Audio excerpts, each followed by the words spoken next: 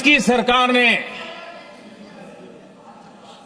PoK पर पाकिस्तान को कब्जा करने का अवसर दिया कि जिन्होंने बोला कि जब जब पाकिस्तान को कुछ अचीव हुआ है इंडिया की तरफ से उसमें 100% हाथ जो है कांग्रेस का था। उन्होंने बोला आजादी के बाद से ही जो फैसले लिए गए उनकी सजा आज तक देश भुगत रहा है।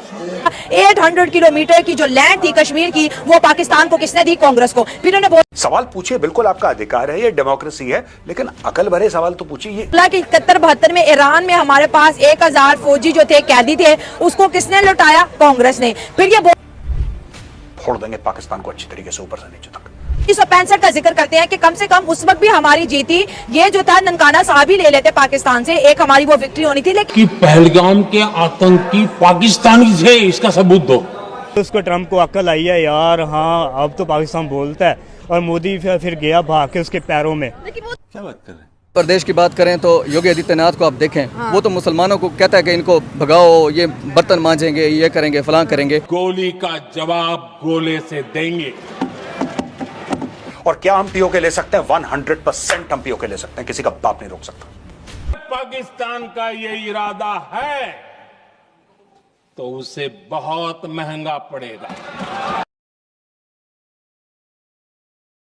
अब उत्तर प्रदेश की बात करें तो योगी आदित्यनाथ को आप देखें, वो तो मुसलमानों को कहता है कि इनको भगाओ, ये बर्तन मांजेंगे, ये करेंगे, फलां करेंगे। जरी बात उनको मौका मिल गया तो मुसलमानों के घर पे सीधा बुलडोजर चलाता है जी।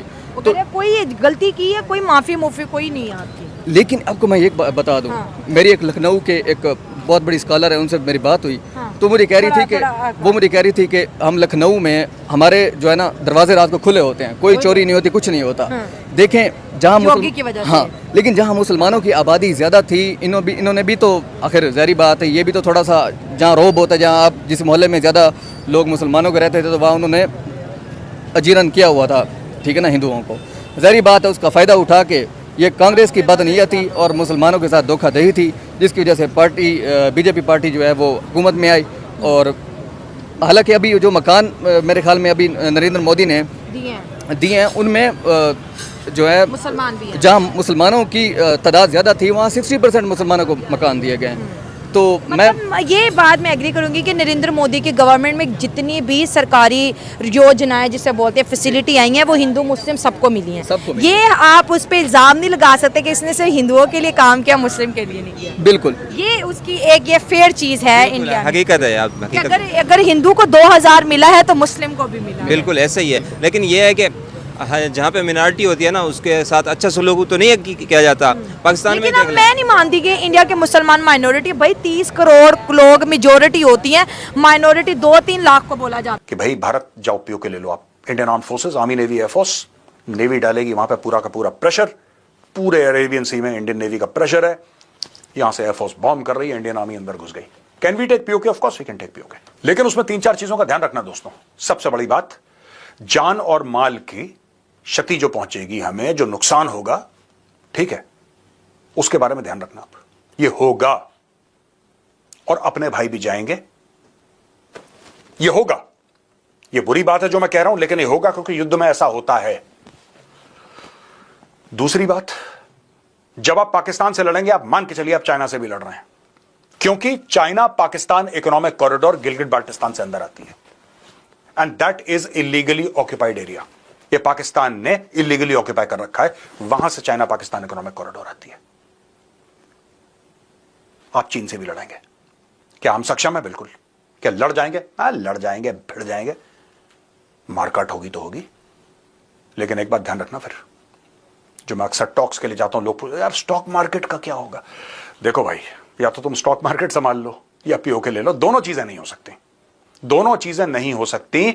और मैं बता रहा हूं, जो लोग भी ये सवाल पूछ रहे हैं पीओके का, आप लोगों के मन में ये है कि सब कुछ ठीक हो। एक मराठी में कहावत है, मुझे नहीं आती मराठी में कैसे बोलते हैं वो कहावत, क्योंकि मुझे मराठी लैंग्वेज नहीं आती, लेकिन बहुत प्यारी कहावत है मराठी में कि छत्रपति शिवाजी महाराज पैदा हो लेकिन मेरे पड़ोसी के घर पे, मेरे घर में पैदा ना हो।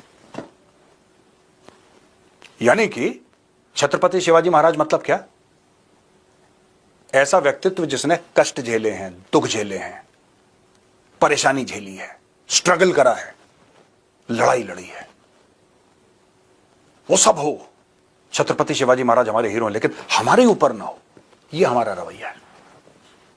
तो भाई सिर्फ 15 सालों में जो 15 साल बीजेपी ने लिए हैं, तो उसने इंडिया को हीरो बना दिया है, चाहे वो आईटी हो, ठीक है। अगर आईटी की मिसाल देता हूँ ना आपको, तो वो पाकिस्तान से तकरीबन लाख दर्जे बेहतर है। बड़ी प्यारी बात। पाकिस्तान में क्या है, सॉफ्टवेयर डेवलपर रुल रहे हैं बेचारे, और वहाँ पे आप पाकिस्तान में कोई मुझे एक सरकारी इदारा दिखा दें जहाँ पे जो आईटी का स्कोप हो। अगर हमारे पास नादरा है तो वहाँ पे वो लोग बैठे होते हैं जिनको कंप्यूटर ऑपरेट करना नहीं आ रहा होता। तो हम उनको क्रिटिसाइज करने के बजाय अपने पाकिस्तान पे तवज्जो दें, ठीक है। हमें चाहिए कि हम अपने जो हमारे कमियां हैं तो हम उनको उजागर करें। आपने बोला कि देखिए इंडिया को 15 सालों में जीरो से हीरो नरेंद्र मोदी ने बना दिया। हालांकि इकोनॉमी उनकी पहले भी अच्छी थी, क्योंकि इंडियंस बड़े हार्ड वर्कर हैं, एक अच्छी इकोनॉमी चलाते, बिजनेस क्लास उनकी बहुत बढ़ गई है। लेकिन 15 सालों में बेस्ट है। अगर रेशो देखें ना पिछले 15 साल से, तो वो डबल ट्रिपल हो गई है। मतलब अपनी इकोनॉमी को चौथी बड़ी इकोनॉमी बना दिया, तो आप ये तो नहीं कह सकते कि वो चाय वाला बंदा है या वो ऐसा कुछ करता है। आप ये ना देखें कि आप जंग की बात करें, जंग में उन्होंने भी इक्वली पार्टिसिपेट किया, हमने भी इक्वली पार्टिसिपेट कर दिया। चाय वाले बंदे ने चौथी बड़ी इकोनॉमी बना दिया भारत को। उनकी कहाँ इनका डंका बजता है। उनके पासपोर्ट 89 कंट्रीज में फ्री ऑफ कॉस्ट आप जा सकते हैं, वीजा फ्री है। ये चीजें गिना दी है मुझे, आपने ये चीजें गिनाई, पाकिस्तान की गिनवाया मुझे, आप मुझे ये चीजें गिना दी है। मैंने गिनवाई है पाकिस्तान। आपके पास, उसके पास कितना बड़ा एरिया है? किसके? मोदी के पास? हाँ जी, कितना बड़ा है? बहुत बड़ा एरिया, 1.5 बिलियन। कितना एरिया है? तो आप एरिया वाइज कंपैरिजन करेंगे। अब मैं और क्या, एरिया वाइज कंपैरिजन करने का क्या फायदा है? आप तरक्की वाइज करना, इकोनॉमी वाइज करना। जब एरिया आपका बड़ा हो, ठीक है। एरिया छोटा तो तरक्की नहीं करती है। जब मेरे पास देखें, मेरे पास सुने, मेरे पास 4 सूबे हैं, 5 सूबे हैं, पाकिस्तान के 5 सूबे हैं, ठीक है। उनके पास कितने सूबे हैं? 46। अब 46 सूबे और इसका कॉम्प्रोमाइज, इसका ये वाला देश और इस देश का कोई वो बनता है? कंपैरिजन नहीं बनता ना। तो यही तो बात हम लोग कर रहे हैं। नहीं, आप हमने मार दिया उसको, किस तरीके से दिया है। किधर 26 है, किधर 5 है, 5 ने ठप्पा मारा है ऐसे ठप करके। आप कह रहे हैं कि जंग में हमने, ये मुझे लॉजिक ही समझ में नहीं आ रहा।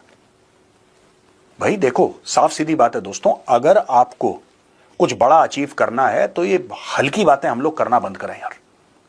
पीओके चाहिए, स्टॉक मार्केट। गौरव भाई, इंडिया आ जाए क्या? नहीं भाई, मैं सोच रहा था ऑपरेशन सिंदूर चल रहा है, सेफ तो है। अच्छा सुनिए ना, ये जो ऑपरेशन सिंदूर चल रहा है गौरव भाई, क्या हमें पीओके में, ये हालत है इनकी।